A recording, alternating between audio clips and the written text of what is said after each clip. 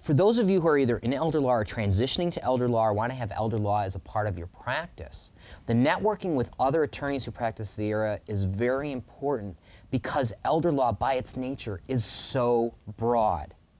You've got Medicaid issues, Social Security issues, Veterans Administration, Medicaid, I said Medicaid before, Medicare. You've got housing issues, real estate, especially for the real estate practitioners. Your skills with there are going to be invaluable in helping people plan and how they own their property and those kind of things. It also encompasses estate planning and taxes and all these other things that a single person could not possibly know. And also, because of the way that our public benefit system works, the system is quite toxic as far as how it's inconsistently applied. And having other people that you meet at the conferences to call and to ask questions and to share precedent and share what's happening is very, very important to being able to give your clients correct advice in an environment that is very disjointed and applied very inconsistently. And the practitioners that come to the Elder Law Short Course know this.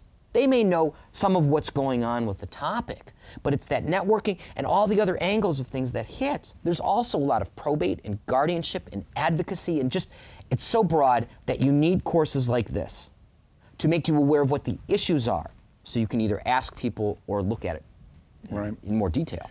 Well, it's one of our institute courses. It's one of our two-day courses. We call them the short course. It's December 3rd and 4th, 2009 in Lisle.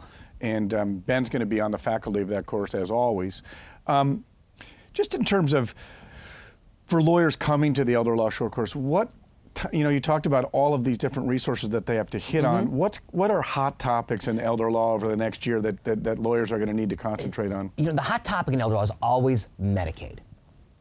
What's going on with Medicaid? What's going on with the Deficit Reduction Act of 2005, and especially Illinois' failure to implement, and how that affects the planning practice.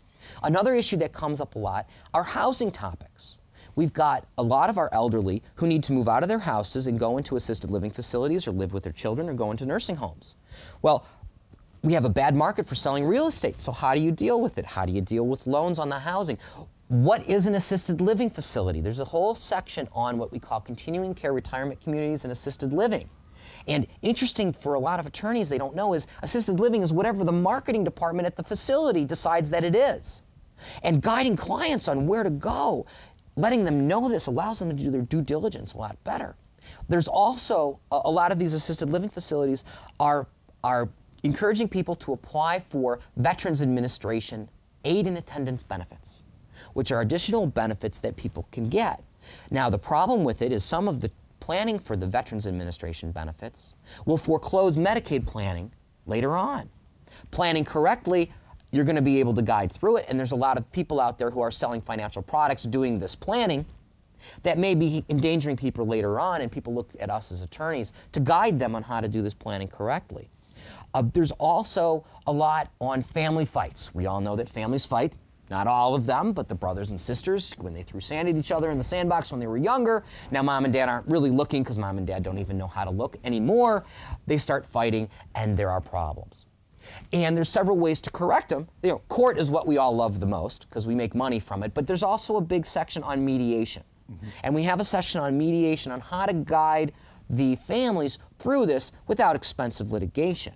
The other issue is the nursing homes. Everybody's seen those reports in the Chicago Tribune about how some nursing homes are really bad, and a lot of them actually are really good, but there's a lot of advocacy about being discharged from a nursing home and paying for a nursing home, and nursing homes requiring children to guarantee payment, which is illegal. And how to advocate clients on to do this. We also have, of course, a lot about guardianships.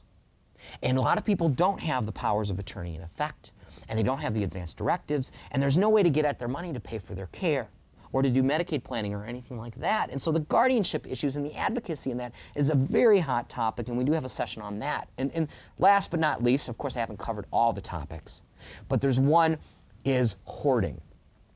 Recently there's been a whole rash of people who have held everything in their house, filled to the brim and to the ceilings, of everything they've ever collected. And it's pathological. And dealing with that, and dealing with the municipalities trying to foreclose on the property for the public nuisance, and dealing with their illness, and they can still live alone. but they just have this pathological issue that is akin to a mental illness, but it can be treated. And dealing with that and the frustrations of the kids going into the houses, clearing everything out, and the mom going to the dumpster and bringing it all back in, it's very frustrating, but we have a wonderful session on that, and those are just some of the highlights of the hot issues that are coming up, and we're going to have a great fun with this.